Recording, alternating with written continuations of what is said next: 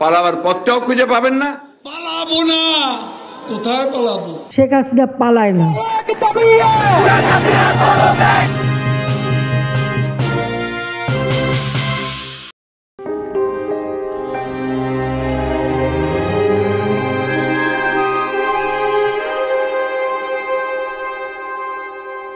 যে কোনো শাসকের নির্বাচনের মাধ্যমে বা মতামতের মাধ্যমে পরাজয় স্বাভাবিক ঘটনা। পতনও হতে পারে, কিন্তু ক্ষমতা ছেড়ে পালাতে হয় কাদের? এক গবেষণায় দেখা গেছে যে তারাই পালান যারা ক্ষমতায় থেকে এমন কিছু করেছেন যার পরিণতি সম্ভাব্য কি হতে পারে তা তিনি ভালোভাবেই জানেন, এবং জানেন বলেই তিনি যান মাল রক্ষার্থে পালিয়ে যান বা যাওয়ার চেষ্টা করেন। স্বাভাবিক প্রক্রিয়ায় অনেক শাসকের পরাজয় হলেও তাদের মধ্যে অনেকেই নিজেকে গুটিয়ে নেন, কেউ সাময়িক আত্মগোপনে থাকেন, জোরপূর্বক দেশান্তরিত হন, পরবর্তীতে সময় সুযোগ বুঝে অনেকে আবার রাজনীতিতে ফিরে আসেন এবং ক্ষমতায় বসার নজিরও আছে। কিন্তু পুরো বিশ্বে পালিয়ে যাওয়া কোনো শাসকের ক্ষমতায় পুনঃপ্রতিষ্ঠার ইতিহাস খুবই কম।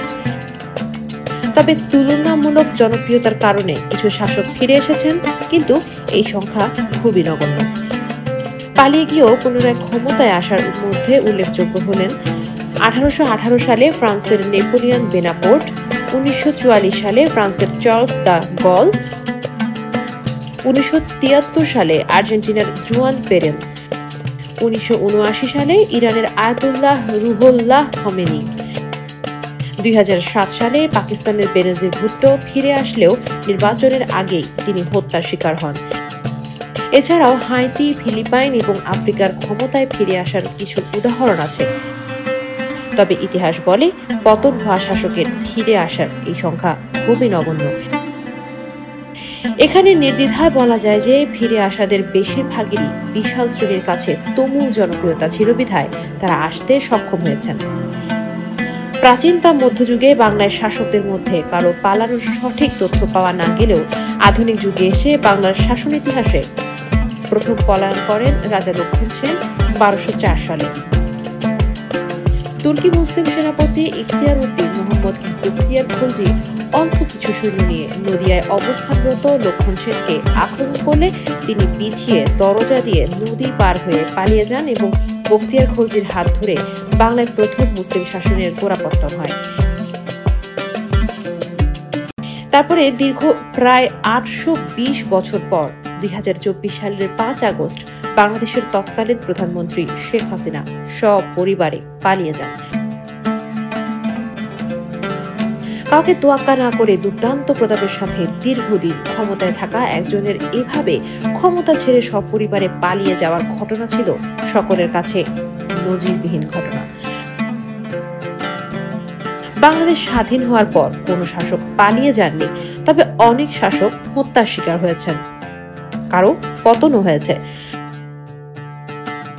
প্রাচীন এবং মধ্যযুগের শাসকদের পতনের সঠিক কোনো তথ্য পাওয়া না গেলেও আধুনিক যুগে এসে বাংলাদেশ এবং বাংলাদেশ পূর্ববর্তী বাংলায় অনেক শাসকের পতনের ইতিহাস জানা যায়।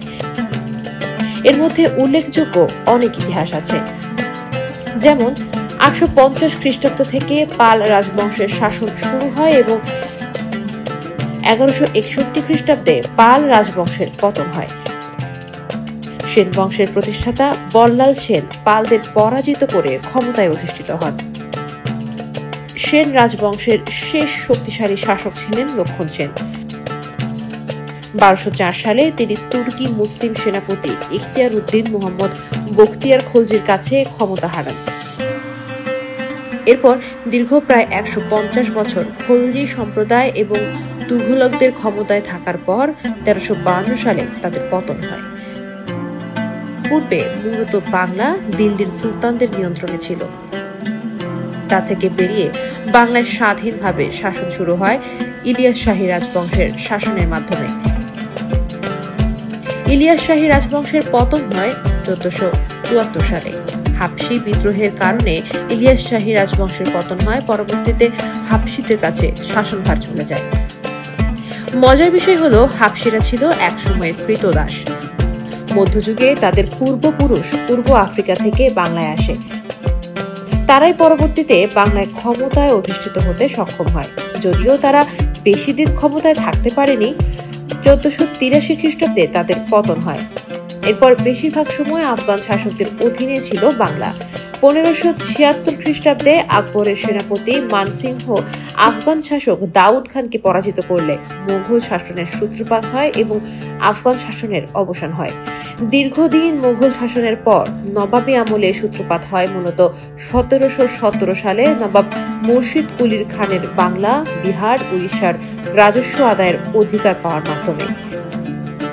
ব্রিটিশদের ষড়যন্ত্রে 1757 সালে পলাশীর যুদ্ধে বাংলার শেষ স্বাধীন নবাব সিরাজউদ্দৌলা পরাজিত হয়ে হত্যার শিকার হন। এরপর ব্রিটিশরা ধীরে ধীরে ক্ষমতা কক্ষিগত করে এবং 1765 সালে রাজস্ব আদায়ের বন্দোবস্ত করে নিলে নবাবী আমলের চূড়ান্ত পতন হয়। ব্রিটিশরা প্রায় 200 বছর বাংলাকে শাসন করলেও তাদের মনে স্থান করে নিতে পারেনি। নানা আন্দোলন সংগ্রামের মুখে তিক্ত বিরক্ত হয়ে 1947 সালে ভারত পাকিস্তান ভাগ হয়ে গেল, ব্রিটিশ শাসনের অবসান হয়। 1947 সালে বাংলাদেশ পাকিস্তানের সাথে একীভূত হয় পূর্ব পাকিস্তান নামে। তবে এখানেও বাংলাদেশের মানুষ শান্তি পায় নাই। নানা রকম বৈষম্যের কারণে 1971 সালে পূর্ব পাকিস্তান এবং পশ্চিম পাকিস্তানের মধ্যে যুদ্ধ সংগঠিত হয়।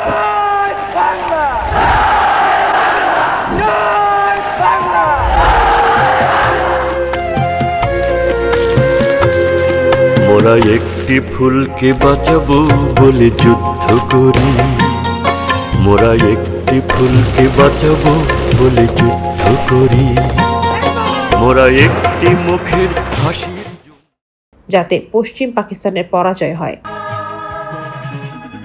বিজয় নিশান উড়ছে ওই খুশির হাওয়ায়, ওই উড়ছে উড়ছে উড়ছে উড়ছে বাংলার ঘরে ঘরে, বাংলার ঘরে ঘরে মুক্তির আলোয় ঝরছে, মুক্তির আলোয় ঝরছে, মুক্তির আলোয় ঝরছে। বাংলা তথা বাংলাদেশের মানুষ এখনো পর্যন্ত মনের মতো কোনো স্থিতিশীল শাসন পায়নি, যার ফলস্বরূপ বাংলাদেশ এখনো নিজেদের ওপর নির্ভর করতে পারে না, এখনো পৃথিবীর কাছে দরিদ্র দেশ হিসেবেই বিবেচিত। সারা দুনিয়ায় প্রচুর জাতি গোষ্ঠী কোনো না কোনো সময় বাংলাকে শাসন করে গেছে। কেন জানি এখানে যখনই যারাই ক্ষমতায় এসেছে দেশের মূল ধারার উন্নয়ন না করে তথাকথিত উন্নয়ন করে নিজেদের আখের গুছিয়েছে, যার প্রভাব একসময় সাধারণ জনগণের উপর গিয়ে পড়েছে। জনগণ একসময় ক্ষিপ্ত হয়ে বিভিন্ন সময় বিভিন্ন শাসকের পতন ঘটিয়েছে। বাংলাদেশের মানুষ সহজ সরল এবং দুর্ভাগা বলেই প্রতিবারই ভালো একটা সরকারের আশায় চাতক পাখির মতো চেয়ে থাকে, কিন্তু তাদের চাওয়া বারবারই উপেক্ষিত হয়ে যায়। এর থেকে মুক্তি মিলবে বলে আপনি মনে করেন? সাবস্ক্রাইব করে সাথে থাকার অনুরোধ রইল। ধন্যবাদ সবাইকে।